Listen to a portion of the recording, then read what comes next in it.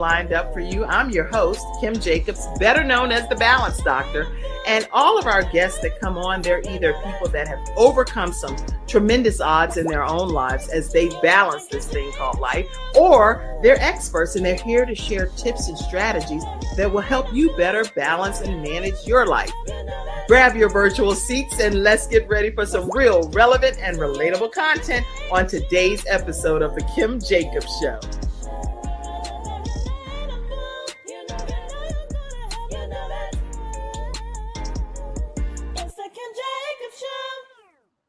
Hello, everyone, and welcome to this episode of The Kim Jacobs Show. I am so honored to have Alisa Rodgers with us today, and you are in for a tremendous treat to learn about what we're talking about today, which is grief, pieces of peace. How do we get peace in the midst of grief? I'm so glad to have you here today, Alisa. How are you? I am well, thank you, Kim. Thank you so much for having me. Well, I'm telling you, it's almost like, you know how you have Picasso and all of this beautiful art that's out there. You look like a work of art is when I see you, I just see something so elegant and regal. Is that intentional that you have that going on? Well, I've heard that before. This is me. This is just me. Wow. Well, you are a beautiful work of art. And I don't say that. People know I don't just say that to everybody, because then it'll be like, Kim say that to everybody to come on. I promise you I don't. But I don't even say that about myself. So here's the thing. I'm complimenting you higher than I even compliment myself. Mm-hmm. And I'm really glad to have you here today. Really glad.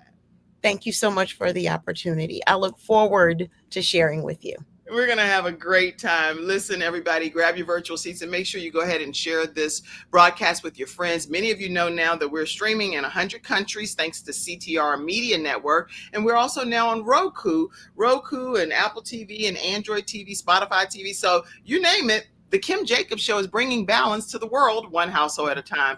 And today, our special guest, Alyssa L. Rodgers, is MS, MA, LCMHC. Yes, I'm going to give all of those nuggets because it's important that we know who's before us. LPC. She holds an MA with a dual focus in clinical mental health, counseling, and school counseling. She's a licensed clinical therapist, certified child-centered play therapist, and a wellness coach. So all of the things that she's going to be talking about today, she is well-versed in these subject matters. She has experience in serving and presenting within school systems, community agencies, faith-based organizations, and private practice in the areas of trauma, anxiety, depression, adjustment, grief, and loss.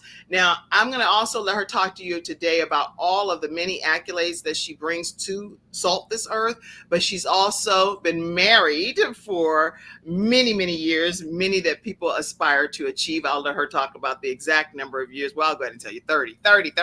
Okay. And she also has one 22-year-old son, DJ, who is a university senior and student athlete. Needless to say, she is also heavily involved in ministry. And I have to say a quick shout out to her pastor, who is Superintendent Demetrius K. Samuel Sr., and she serves under Bishop Stenneth Emmanuel Powell and Mother Patricia D. Lofton as our supervisor of women. I say all of that to say I'm a part of the Church of God in Christ too, y'all. So we got to give a shout out to our leaders. So glad to have Alisa Rodgers here today on The Kim Jacobs Show. Welcome. Thank you. Thank you so much. Okay, so listen, today it's a heavy topic, in my opinion, because it's a lot that we have to unpack with this. What I really want to do is just allow you the opportunity to take us back on your journey and tell us what you've had to experience to become who you are today. So let's just start there. Okay. Well, initially, I did not start off on the road of clinical mental health. I was actually in advertising. And did that for a while, thoroughly enjoyed it, and wound up working at my alma mater and got my first master's degree in leadership and human service administration. Okay. And which is basically a nonprofit MBA. While doing that, I felt compelled and drawn to listen, to share, to help with wellness. And I was told, hold on, you need a license for that. And I said, oh, okay. So over time, I started to go into other areas, but felt a pull to clinical mental health. Okay. And when I actually honored what I believe the Lord was calling me to do, I earned my second master's in clinical mental health counseling with a dual focus in school counseling. Okay. After earning the second master's, I was a middle school counselor and student support manager. And that is where I saw the need for therapy at an early age. Mm-hmm. Because when it's caught early, there are some things that we as adults will not even need to deal with, nor pass on to those that we love. Good. Regarding grief and loss, my parents were married for 2 years, and I was born somewhere in there.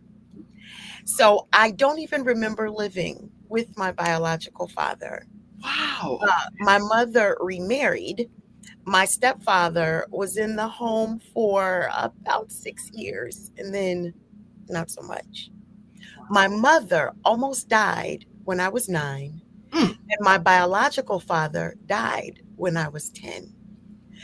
So there was a fear of grief and loss, Okay. and then the confirmation of grief and loss a year later. Mm. And I bring that up because as an adolescent, our brains are still developing. That's right.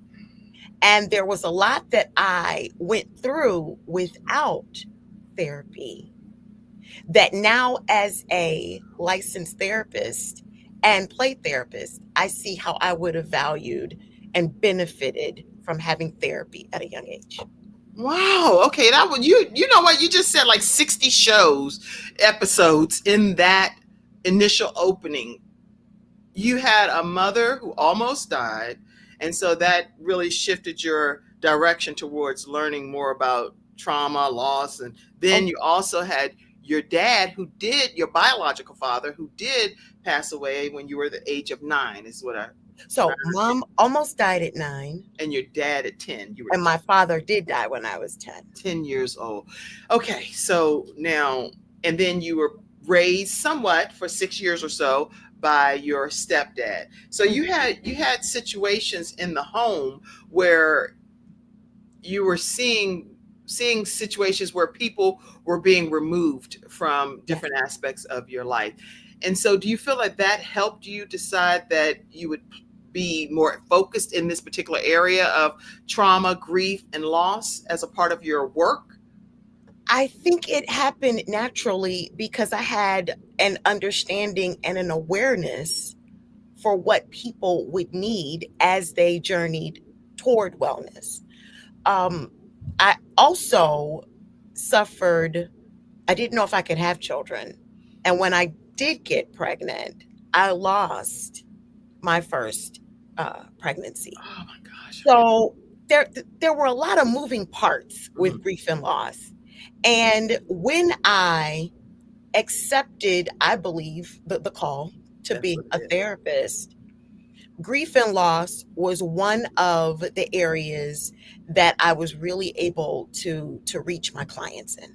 That's good. And you say you accepted your call because you don't look at this as just what you do for a living. This is something that you do really to, we call it salting the earth, in my opinion. And how do you feel the differences between you salting the earth and working in your calling versus just getting licensed to do this as a career choice? Because this calling is something that I am not burned out from. Mm, mm, This is something that I feel passionate about. And I'm always looking for ways to aid my clients in reaching their wellness more efficiently, more effectively, more well-rounded. And it's a natural desire to do. It's not a tug. It's not in terms of a draining. mhm. It's not something where I feel as though, oh, here we go, another day. Right. This is a desire to help others be their best selves because we know that there are areas of separation and degrees that they will impact others. So when I impact one, they're impacting seven, right? Hmm. Yes, yes. Okay. Well, why do you think that mental health is still such a difficult topic Mm. that people, especially in the faith-based community, struggle with? Any thoughts on why it's such a hard pill to swallow? That's a really good question. Part of it is cultural, right? And we know cultural is more than just what we look like, optics, but culture can be defined as shared ideas, values, and beliefs held among a group of people. So we can have culture with our race or ethnicity. We can have culture within our spiritual faith-based groups. We can have culture in our professions, culture in our neighborhoods, right? That's right. That's So right. when we look at what we are probably first Hmm. predisposed to in terms of race and ethnics, Hmm. we know what we know and we don't know what we don't know.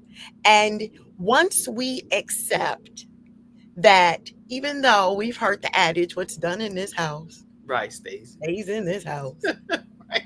when we realize that there may be a need to reach outside of our homes Hmm. to be well, That's right. then we can accept the help.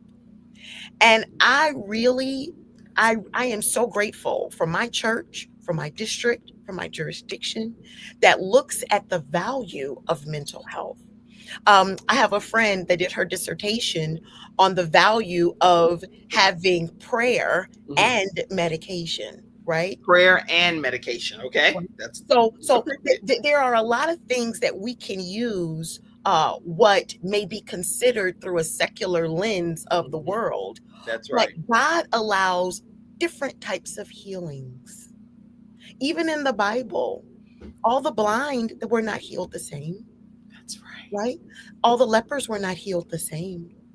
So when we look at how Jesus used different methods of healing, we want to allow God to allow us to heal in ways that are through a word focused lens, yet it meets the need of the body of Christ. That's good. That's good. Girl, you gonna have me over here slain in the spirit because you preaching really, believe it. I just tagged your pastor too. I was like, I'm trying to make sure when I was looking down, I was tagging the pastor, Pastor Demetrius Samuel. How important do you think it is that your faith kicked in order to shape your whole philosophy in being a licensed clinical therapist? Because most people have their natural clinical therapy practices, but you've infused faith and clinical therapy. How important is Yes. that to you? Well, I went to a faith based school, Regent University, Yeah. and I remember during one of the residencies, a cohort asked one of our professors, so we're at a faith based school. Should we have a faith based practice? And the professor said, well, ultimately, that is up to you. Right. He said, but I do want you to keep in mind that there are some clients you will have that may never go to a faith based Right. practice. So if you keep your options open, then you're able to meet more the needs of more people. That's Now, when I go through the assessment, I right. ask, which is the first session, I ask a lot of questions. I Okay. get all in my client's business because that allows me to know if I'm a candidate to work with them and Right. if they want to work with me, because you always get a choice in your care. That's right. One of the questions in the assessment is, what is your religious, faith based, or spiritual worldview? Okay. And this allows the person to let me know where they are and Mhm. if they even want to open the door for faith during the session. Oh, good. I love that. If they don't, then I honor that. Okay. Ethically, as a licensed clinical mental health therapist, I honor that. That's good. However, if they open the door and they say, well, Alisa, I'm so glad you asked, then they now allow me to meet their needs not only through the diagnostic statistical manual, number Mhm. 5 point, whatever the newest edition is, but I can also meet them where they are through the word of God. Okay, that's good. So I actually think I don't think that I've ever heard that before. Normally, I've hear either you are practicing just from the natural perspective, or you are a Christian based, faith based clinical therapist. But I really love your approach, which is, which way do you want me to serve you? Because it's best to serve people the way they need to be helped. There's no need to come and help somebody. It's like, I didn't even want that kind of help. That's not even what I expected from you or needed from you. So I really appreciate your approach to your practice and your gifting. And I also am a big believer that God created the physicians, created the clinical therapists, the mental health experts. So whatever advice they're giving, yes, we want to use our God-given sense and use wisdom and discernment, but we also want to hear some of the things that they're saying because that's their gifting. Do you share in that similar philosophy? Oh, yes, I do. Yes, I do. I when I go to my dentist, now it just so happens I have a faith-based dental practice that I go to. Mhm. But I need someone who can take care of my teeth, right? Right. When I go to my primary care physician, I need someone that knows this human body and allowing me to have knowledge. Then I apply that with my relationship with God. God can give me wisdom in being my best self. This is a whole man. That's right. My primary care physician is not my pastor. I do not go to her and ask her for a word. I'm going to her for a checkup. And when I look at how people are giving their expertise, Mm-hmm. then I can receive their expertise through the path that they're giving it. That's right. That's good. Okay, so yes, I agree with everything that you're saying. So I believe that you go to the specialist that's required for that particular situation and let God use their gifting to talk to that specific need. So this is good. So what advice do you give Christians, especially I know because we're from a Christian perspective here, that are struggling with anxiety and depression, and they feel like the weight of the world is on their shoulders, even though they're praying harder, but they're not necessarily getting the outcome that they're looking for. What advice would you give them? So when we look at, say, anxiety, depression, trauma, let's just look at those top three things, and grief and loss, those four things. Um, a diagnosis is usually given when we look at three things. We're looking at what the presentations are, how long the presentations have occurred, and the severity of when they do occur. Mm-hmm. Those three things help a practitioner give a diagnosis for fill in the blank. Right.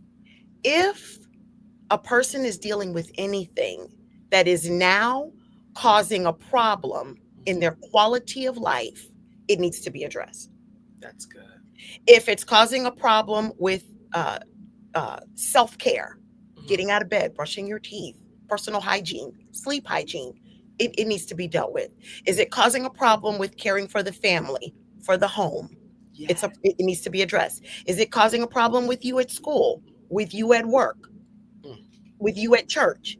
It's now a problem that has now gone just from I feel sad to Right. it is causing negative impairment in my life. It Yes. needs to be addressed.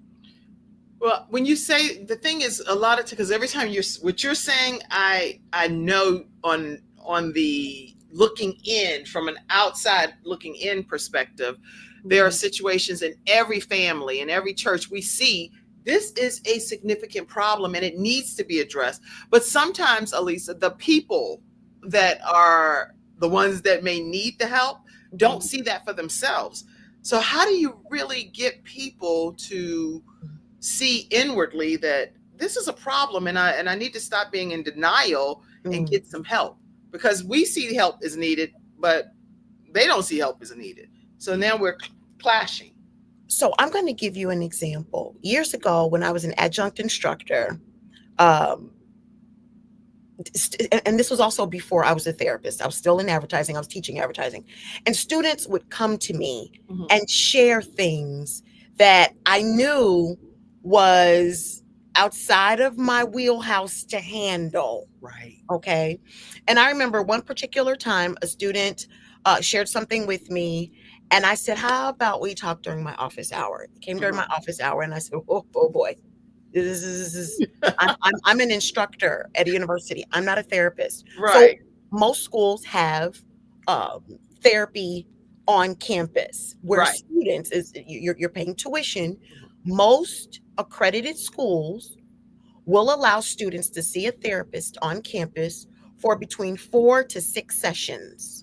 Okay.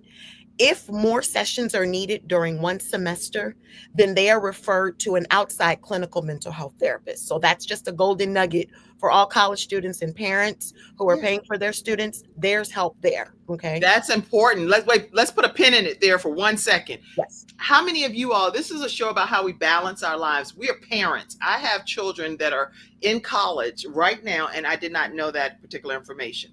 And so that is just a huge takeaway nugget. Somebody type it in the comments section that if you have a student that is in college or a university somewhere around the country, they offer what? Clinical mental health counseling on campus. It is paid for because it's part of tuition. It is private. It's ethical. And the student can schedule their own appointment. And if they feel like, I didn't vibe well with that therapist, there are others. The student, just like anywhere else, they have a choice in their care, and they can reach out to another therapist on campus. Yes. That's really good. I see people typing it, and that's what I mean. We have an active studio audience that will literally type what you're talking about. Clinical mental health counseling is offered on college campuses around the country, and you heard it right here on the Kim Jacobs Show. If you haven't heard it before, which I am a whole parent of 5 children and didn't know that was the case. So thank you so much for sharing that, Alisa. Can those therapists prescribe medications? Do you know? Well, there's a tier level. Okay. So clinical mental health counselors are not licensed to prescribe. Okay. But a psychologist or a psychiatrist or a primary care physician can prescribe.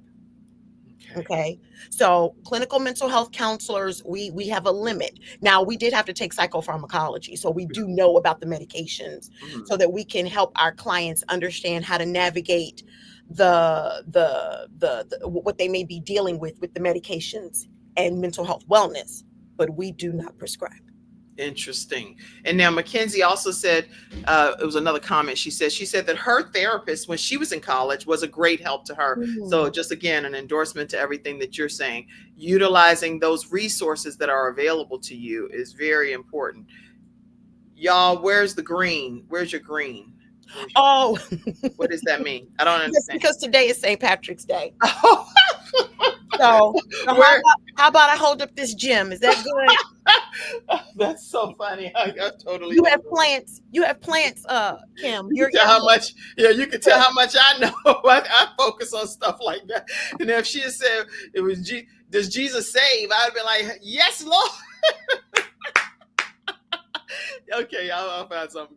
Okay, anyway. So thank you so much, Mackenzie. See, you could have called me and told me backstage to wear some green. Yeah, okay. Good morning. Good morning to you too. And all of you that are tuning in today, we're talking again, for those that are just tuning in, we're talking with clinical therapist, mental health therapist, Alisa Rodgers. And she's talking to us about grief, pieces of peace. And so right now we've just been talking about trauma and dealing with some loss and different things, but I would like for us to transition right after this commercial break. We're going to start talking about grief and how do we really piece some of these pieces of the puzzle together. We'll be right back, everyone, right after this commercial break. We'll be back. Hi, I'm Kim Jacobs, the Managing Director of the Charlotte, North Carolina chapter of eWomen Network. I am so excited that you stopped to watch this video. I've got good news for you. You've just discovered an international network of women entrepreneurs who are committed to helping you achieve, succeed, and prosper. We're on a mission here to help 1 million women entrepreneurs each achieve $1 million in annual revenue.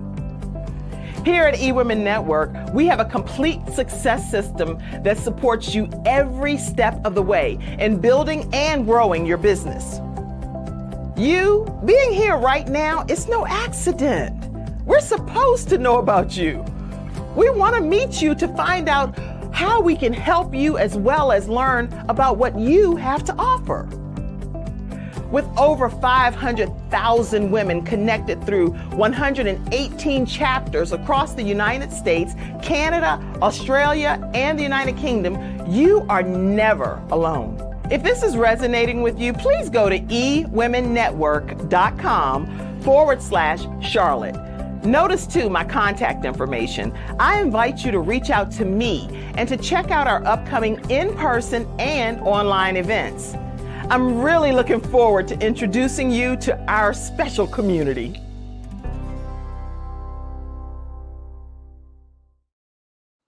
All right, everyone, I'm back with something green. There you have it. Okay. Thank you so much, Mackenzie. And this green pendant is actually something that Vicki L. Evans gave to me. Her mom, who transitioned from this earth, she only has certain pieces that she keeps in loving memory of her mom, Miss Ruby. And guess what? She gave me one of these pieces. So I just take it very seriously. Even though it's meaningful, it's still green. All right. So I did with the commercial share with you all of that with eWomen Network.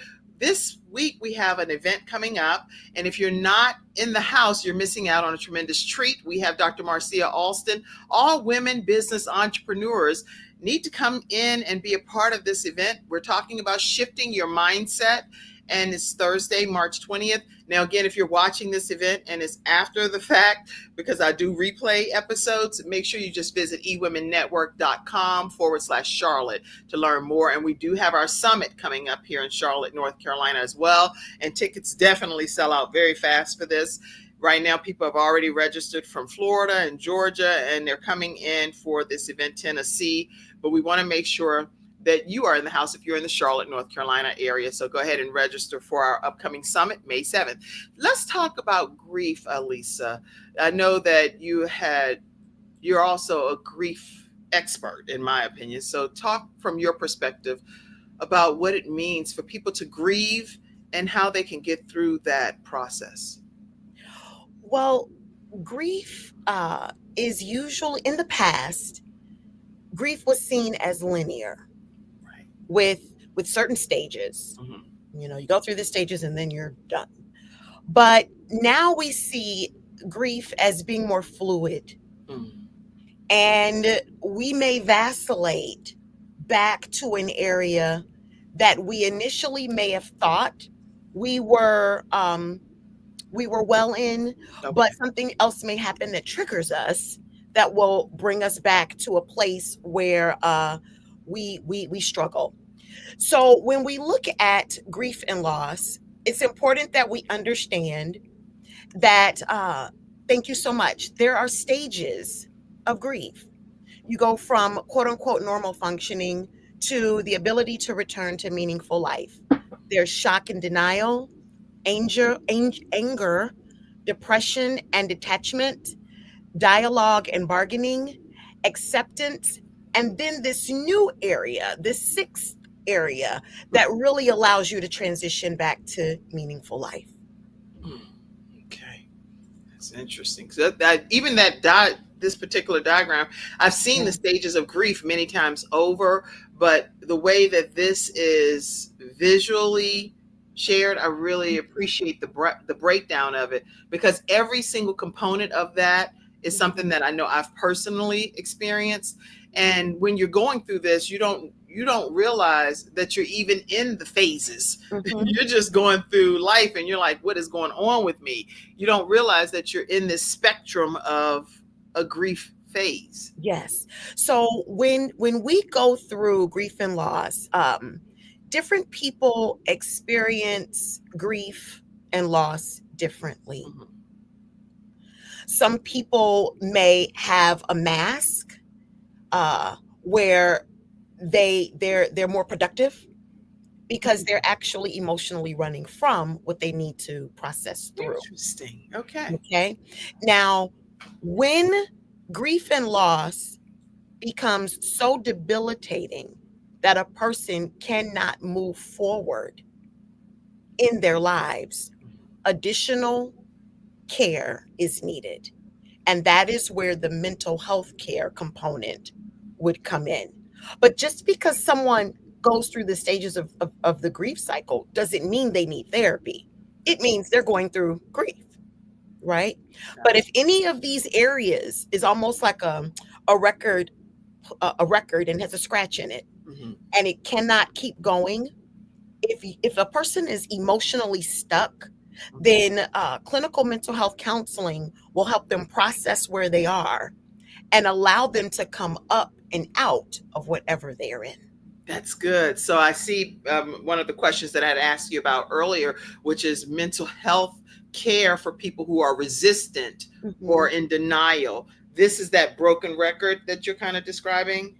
Well, the broken record can be for anyone, whether they're going into therapy or they're in denial. Okay. The denial part is what can frustrate people who, as you were saying earlier, they see a person has a need for help, but they are in denial of it. Oh, right. What I was talking about earlier. Yes. So I know we're talking about a variety of things, and that's because personally, I believe you wear a lot of hats that you're very well versed in trauma, loss, putting a lot of different pieces of the puzzle together for people that are trying to really balance their own mental health. And that's the whole world, in my opinion. So let's talk for one more second here about being resistant in denying it from their own. They're just in denial. They're like, no, nothing's wrong with me. Something's wrong with everyone else. Talk about that for a moment. So ethically, we cannot make anyone receive therapy. If they are not a danger to themselves, if they are not a danger to others, we cannot force them to receive therapy. Now, are there some people that need therapy that can go through time, maybe a decade, not receive therapy and experience wellness? Yes, that is possible. Okay. But we don't want people to have to spend a decade of their lives trying to figure out how to be well when they could have been well in a more efficient and a more effective manner. So if someone is in denial, we cannot make them receive help. All we can do is give them unsolicited recommendations that allow them to look at where they are and where they would want to be. And if we can help connect the dots of where they are and where they want to be and combine mental health care with where they want to be, they may see a need in it. Other people have to hit rock bottom. Yeah, I was going to say, you're saying it like a work of art over there, like how you look as this beautiful work of art. I was thinking when I've tried to do that with people, that is exactly what you're getting ready to talk about now. What happens? They don't want to hear that. They don't want to hear it. And we can't make them hear it. And that's what hurts people who love those who need care. But with where we are, we cannot make them. And that's why I brought up the story when I was on campus, the college student, the Department of Mental Health Care said, you can give the student the directions to our office. If they want you to, you can walk with them, but you cannot make them go. That is such good advice. So there are some people, unfortunately, you never want to wash your hands of anybody because you can see that it's seriously is something that's wrong. And it's not for us to judge one way or the other, because many times the people that we think something's wrong with them, they think something's wrong with us. So it's like, no, you go get your own help. No, you get your help. And it's back and forth, back and forth, back and forth. At the end of the day, somebody got to get some help. Yes. But whenever a person is not willing to get the help, do you recommend wiping your hands and saying, until you get the help, then I'll be here? Or do you say, I recognize that you need the help, and because I see you're not getting it, I'll just be for you here the way as best as I can, but safeguarding myself? What do you recommend? So you've asked a layered question. I know. There are some people who, depending on what they need help for, let's say, for example, substance abuse, Okay. okay, that will require a type of tough love that you must have boundaries and non-negotiables. And if a person is stealing from the home, doing nefarious things in the home, then you may have a boundary that says, until you get care, until you get help Okay. for your substance abuse, you cannot come in this home. That's like a hard stop. That's a hard stop. That's a, I love you. I said what I said. And when you're ready to come back into this home, you prove that by getting help. Okay. That's that. Now, there are other people who you may see, they may lose their jobs. They may lose their homes. They may lose their cars if they don't, they may lose their marriages, their relationships with their children if they don't get help. Yes. That's something a little different. And if you are not in the immediate family, in the home, then you may want to keep an open door, in the sense, I've shared with you the need that I see that you have. I am not going to be able to be for you what you need, because you need mental health. So if you call me at 3 a.m. and you want to talk for an hour, I may not be a candidate for that, because you need a higher level of care. Wow. My friendship is one thing. Mental health is something else. And if we are going to remain friends, I cannot be your therapist. You said that so eloquently. I mean, I just need to record this, because that is so good what you're saying. Anybody else in the comment section, please put some comments, some emojis that this is helpful. Thank you, Alyssa. Even just hashtag Alyssa Rodgers. It's ALYSSARODGERS. And we have audio podcast listeners on iHeartRadio. So if I spell stuff out, that's why. Okay, go ahead. Yes. So it's important that the person who believes that their friend and or loved one needs help, that you don't box yourself into feeling like you have to be something that you are not. There's a reason why therapists don't offer therapy to their family members, friends, and loved ones, because you're too close, right? So if you are not a therapist and you are, say, a parent of a child that you believe is maybe in a detrimental relationship, right, and they need to process behaviors that they have normalized, that they need to see as being toxic, they need therapy. You don't want to wash your hands of your child. No, or your friends, or your family, or your loved ones, people that you really care about. Exactly. So if they're not robbing from you, if they're not taking from you, if you don't have to have a boundary of, you cannot come back into my life until you receive care, if that's not what it is, then you have to have a different set of boundaries where you say, I am this label. I am this to you. I want you to be well. And in order to do that, I encourage you to receive mental health care. If you had a toothache and you told me as your sister, sis, my tooth is hurting, I am not going to go get some tools online and try to fix your tooth. I might refer you to my dentist, So allowing your relationship to stay what it is and honor the need for something else is there's nothing wrong with that. And you do not have to wash your hands of the person, but you will need to have boundaries to say, this is within my circle of control. To be your friend, to be your mom, to be your therapist is outside of my circle of control. Alisa, you have all, I mean, I know we have an hour, but in this short period of time, you've actually helped transform my thinking on how I'm dealing. Let me put this. So I'll do my own little plug here. Okay. So I'm Kim Jacobs, host of the Kim Jacobs Show, where we're bringing balance to the world, one household at a time. And I am definitely endorsing what Alisa Rodgers is sharing with people, because at the end of the day, the way we think really determines the outcome of our destiny. And so, Alisa, you've shared some things today here on the Kim Jacobs Show that have made me think differently pertaining to how I handle people. Instead of trying to fix everyone in different regards, I'm literally going to just say, this is what I am to you. Thanks to Alisa Rodgers.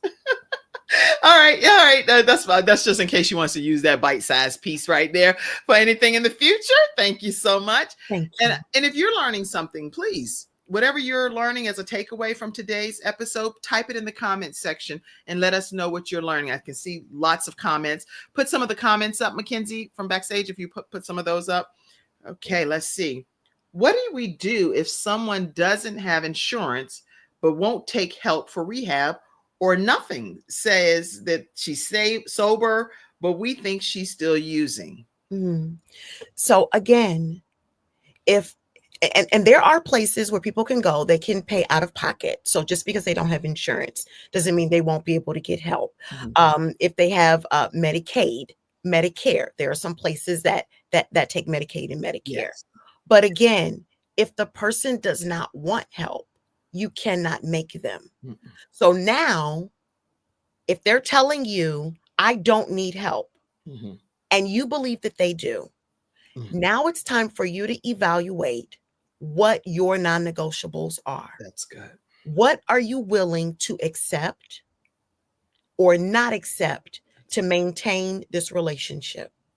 You can love them without enabling them. Okay. So you can love them without enabling them. Doesn't mean that you have to walk away from the person or in the relationship. Love them without enabling them. Now, you also say that you're a play therapist. And how do you approach counseling children and families that's dealing with trauma or major life transitions? So play therapy is a wonderful tool that allows children to express what they feel, even though they don't have the vocabulary or the life experiences that adults do. So a play therapist's room will have so many different types of items, toys, things that may seem regular to a person, but it actually will be used in a therapeutic way. And the therapist will usually have a plan for that session. And of course, after going through the assessment, the therapist will know the areas of need, will know the therapeutic goals, and then each session will allow play therapy to help meet the therapeutic needs with the goals. For example, let's say there is a child who witnessed their father passing out from a heart attack. Right. Well, having a dollhouse will allow the child to say where they were when they heard the commotion in the house. In the house. And then having a little toy ambulance and little people, little dolls will allow the child to role play what they saw from their vantage point when the EMT went into the home and the father was taken off the floor. We might have to make a little stretcher out of straws, a tape, and a paper towel. We were flexible to allow the child to have whatever they need to finish role playing. And then once the child role plays, then the therapist can allow the child go from beginning to end, because what you don't want to do is allow the child's imagination to fix the problem, because that enables denial. Okay. So the child goes from the beginning to the end of the trauma, and then as needed, the therapist will engage the child if the child feels stuck. Wow. So this is, you're well versed in a lot of different subject matters and areas of expertise, because when I encountered you was actually with the North Carolina Second Jurisdiction Church of God in Christ. We're in that jurisdiction together under Bishop Stenneth Emmanuel Powell as our leader, Mother Patricia D. Lofton as our state supervisor of women. And so when I encountered you, it was focusing more on grief in that particular presentation. But now I see that you've actually been over 15 years or so in dealing with higher education and adjunct instructor and all of these other hats that I'm learning about. What do you enjoy most about working with the students that you have been mentoring along the years? Oh, seeing them move forward and then come back and say, Miss Alisa, guess what I'm doing? What? And to let me know where they are professionally, to let me know how they're no longer where they were when they first met me. It's fulfilling. It is fulfilling. And to know that they are on a road towards wellness, or they may have emotionally healed. And now when they have their own families, they will not be repeating the toxicity that they experienced. So you can see when you're in your mojo, I don't know the right words for it, but when you're in your element, right, in your world, you can see that the gifting that God entrusted you with, you are literally making a difference in a family's entire generations to come because of what he's doing as gifting through you. Do you see that? Because that's what I see. I see that when my clients tell me, or when I'm looking at how goals are being measured and how they are achieving them. That is oftentimes when I see it, but sometimes I'm so close, I'm in the moment. I see the daily win, or I see the weekly win or the monthly win. And then when I go back and I look at the goals and see where we need to adjust, this is awesome. Yes. Well, you may not pat yourself on your back, but I'm over here. Look, clack, clack, clack, clack, clack, clack, clack, clack, clack. I'm celebrating. I'm big on celebrating people. And I think it's so important that we celebrate each other and that we lift each other up. And again, I don't know if you ever heard that quote where it says flowers don't ever compete. They just let the other flowers bloom. So all of the flowers get to bloom. And I am so excited about how you're blooming. I'm just so godly grateful. Okay. I could spend the whole show complimenting you for sure. Well, I will tell you this, that we are doing a training, and I don't usually say it right on the show, but you should have a show. Anybody that agrees with me, put it in the comment section that this woman has to take the training to go through how to start her own show from scratch. Okay. The next training starts on Monday, and this woman, you need to be in that class because the whole world is missing out by you not using your gift of coming on however frequently as a one-stop shop for people to connect to get this information. Because every one of these areas are their own episodes, themes, a whole segments for weeks to come. You can have themes on these topics individually broken down. But anybody, let me talk about what I really want to say to everybody else too. If you're interested in starting your own show and you would like to do it in a small group setting, right from the comfort of your home, I offer this training to you. It's a 6-week training course, and I teach you everything that you pretty much need to know on how to start the show, how to get your guests, how to make sure that you don't have a bunch of blanks on your calendar, how to make sure you have the right equipment, all of those things, the technical assistance, so you're not fearful of being able to go live on all of these different platforms. And Les Brown does an endorsement video over on kimjacobsconsulting.com if you want to see that video. But please reach out at 704-962-7161. And we'd love to, if you're one of the 5 students, to include you in our next training session. And I hope you will be in that session, Alisa. I hope so. All right. So you are also heavily involved in ministry. And so I really want to talk from that perspective as well, with your extensive involvement in the Kojic Church of God in Christ field and world. What are some of the ways that you have evolved just because of the fact that you are so heavily involved in ministry? Well, it goes back to something else you asked me earlier in terms of how did I kind of get into therapy. And when I was Big Sister Sunshine, back when I was in college at Faith Tabernacle Church of God in Christ in Peoria, Illinois. I was, teaching the Sunshiners songs. And then I navigated to being the Sunday school teacher for the children's class. And then the children would share things with me. And that let me know there is a need for them to be seen and heard. Yes. There's a need for them to know that a safe person exists.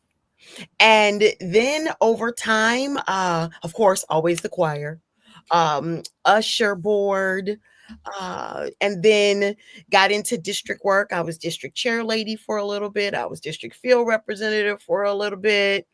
And now here in this phase of my life, I am so grateful to be a part of the International Department of Women Mental Health Professional Association. Okay. So I am actually working with the International Church of God in Christ in mental health and in Business and Professional Women's Federation. So yes, Tanisha Sharp. I love Tanisha. Minister Tanisha, we adore her. She's the president of the North Carolina Second Jurisdiction Women Business Professional Women. Yes. And recently just had a reset event as well, if I'm not mistaken, that just happened. And she's the president of that organization. Yes. Department within the Church of God in Christ. And I salute her and honor her today. So with mental health, no matter what walk of life it is, based on what I'm understanding, it's not just for people in the world, it's people in the church that need to experience this too. Correct.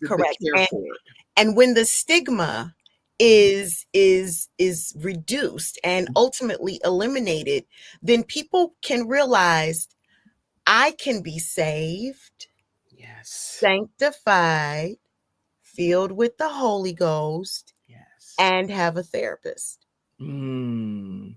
Saved, sanctified, filled with the Holy Ghost, and have a therapist. And I can definitely tell you that I personally had to have my own counseling with my therapist whenever my son transitioned. And not just when my son transitioned, I'm big on getting counseling, period, because I think that it's something that is a maintenance situation. You shouldn't only have a counselor when everything's bad, but I just need to talk to somebody and I interview people and I'll realize, oh God, they said they saw me on a whole billboard. I don't want them. You cannot be my therapist. You cannot be my counselor. You saw me on a billboard. You know me. I need somebody that just does not know me. So a Christian woman that does not know me at that level. And I've became a better person as a result of going for counseling. So, you raise a really good point. In my program, I was surprised to learn that not all licensed or accredited counseling programs require therapists to have therapy. But in my clinical mental health master's program, we could have our practicum, which was about 300 so hours. We could have our practicum without having therapy, but we could not do any of our 600-hour internship hours until we had therapy. We had to have, it was a whole class, and we had to have therapy, and it had to be stretched out. We couldn't cram it all in 1 month. We had to stretch it out. We had to walk in, fill out the paperwork. We had to experience what we want our clients to experience. And how can we help anyone if we have not fully addressed any hidden or unearthed trauma that's in our lives? I agree wholeheartedly. And all of us have experienced some level of trauma. So that's why I think all of us need some level of counseling.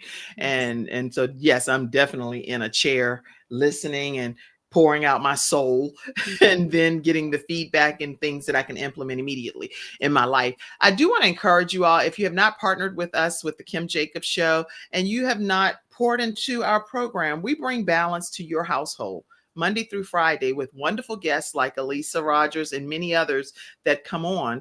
So take a moment, if you would, to just sowing into some really good ground, because I know that the information that we're providing is helping to provide that missing piece of the puzzle that may be in your home and bringing more synergy and more harmony to your home. So please make sure that you Venmo at the Kim Jacobs Show. Again, to the audio podcast listeners, paypal.me/Kim Jacobs Inc. You can even do Zelle or Apple Cash, I think it is. And that's 704-962-7161. And it helps our program continue to thrive from community contributions like yours. So thank you so much. Alisa, you have a beautiful family, and I want to make sure that I get a chance to say something about, is this your talk to us? Yes, yes. So the man in the middle is my husband, Dr. Derrick D. Rodgers Sr. He earned his doctorate in strategic leadership last year. The young man in the red jacket is my son, Derrick Rodgers Jr., DJ. He's a senior basketball player, and Lord willing, will graduate in May.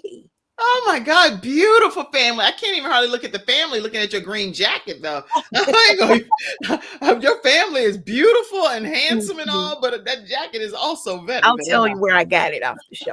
Okay, that's called what we call the after party stuff, y'all. Okay, that jacket is nice. And look at you. You and your family look so stunning, and I'm so happy for you.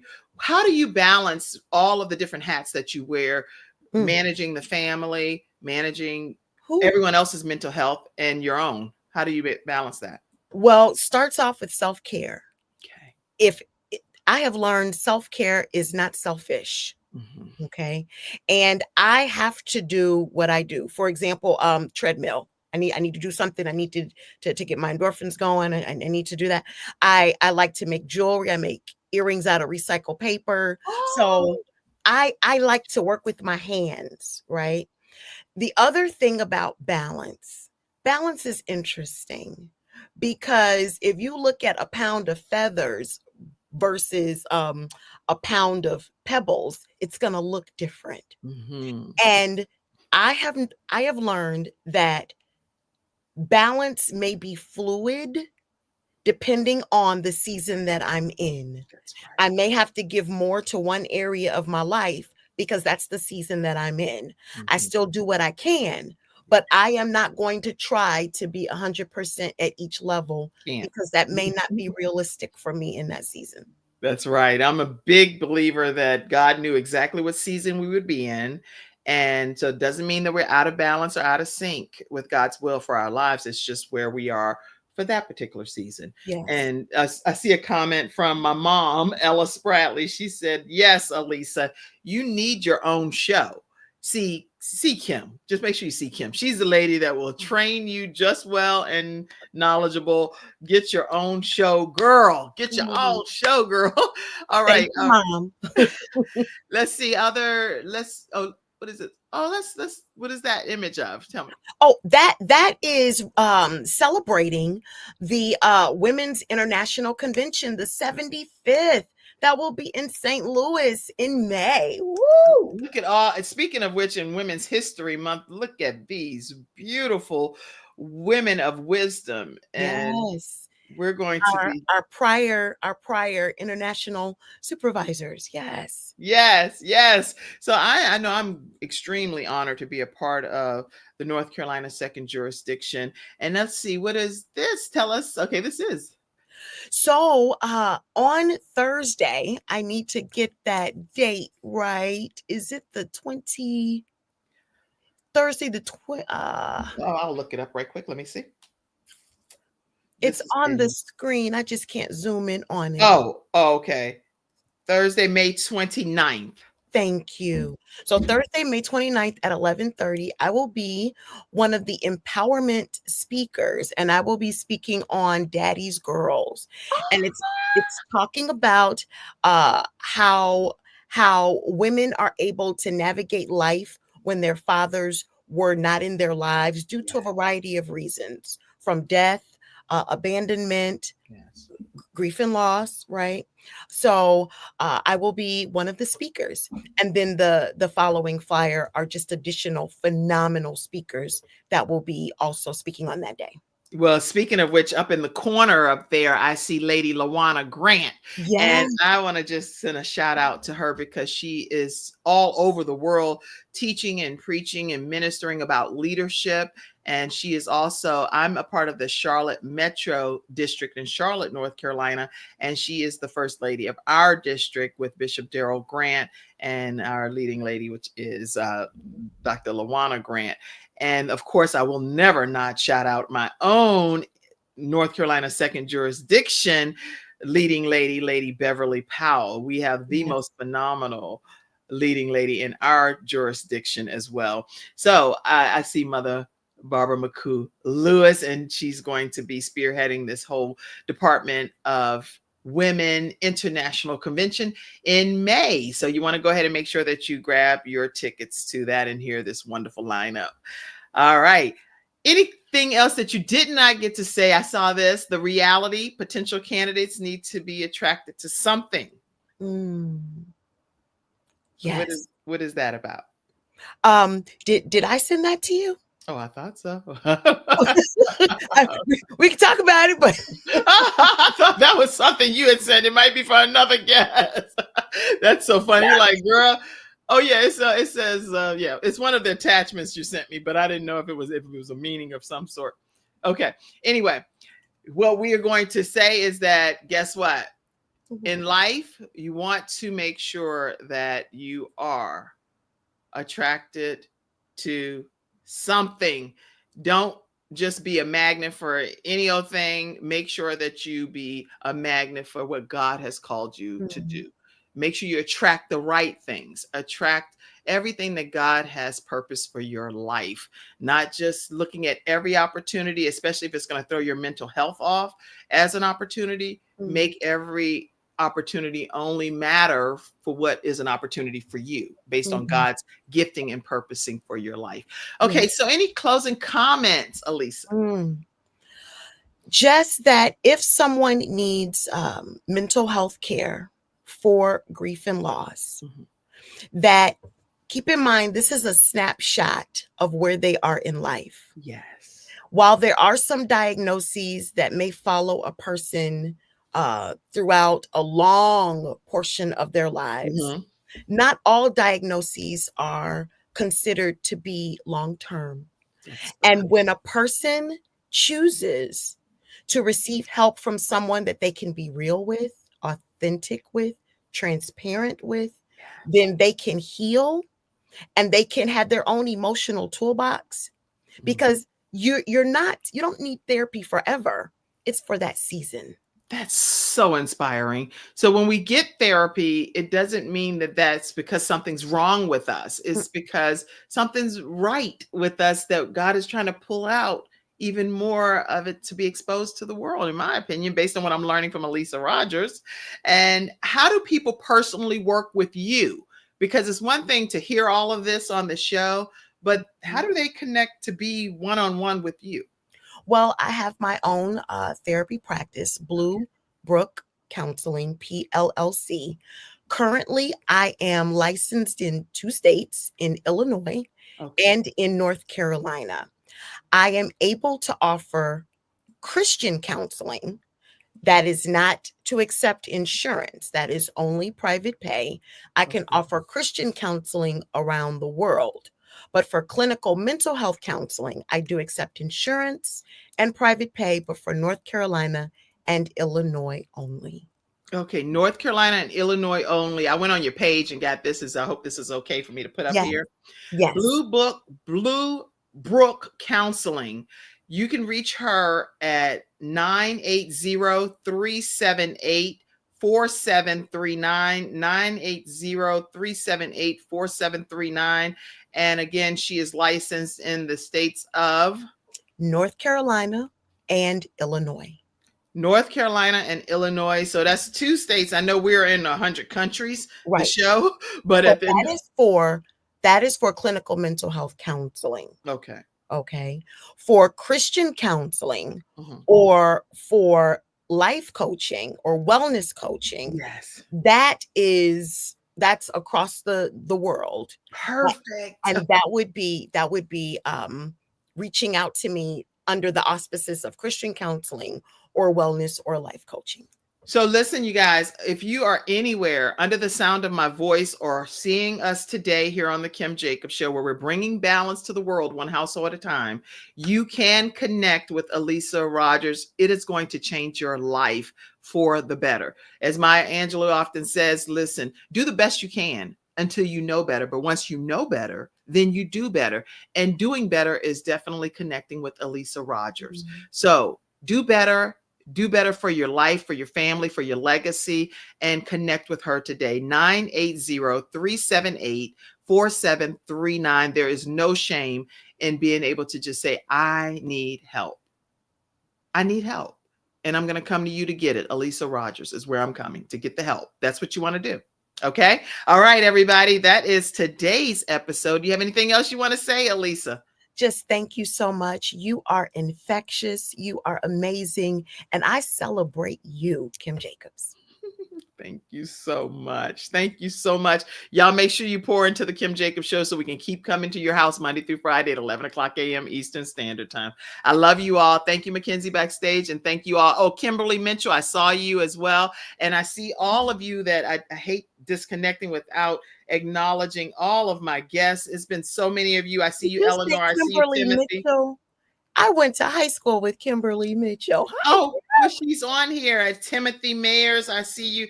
I see Ruth Warner. I see you, Cheryl Askew. I see you, Dr. Eleanor. I see you, Mackenzie. I see you, Alicia. I see you, Sandra, Mother Sandra. I see all of you guys.